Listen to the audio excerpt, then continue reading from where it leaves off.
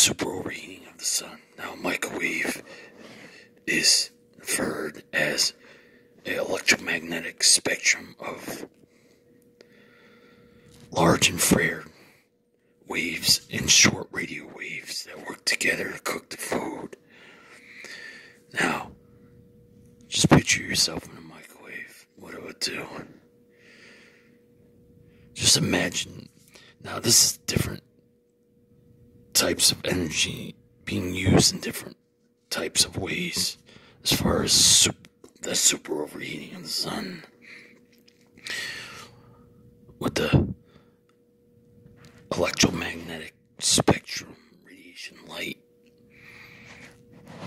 and the rest of the chemistry to do with the sun. They're not making it exactly like a microwave.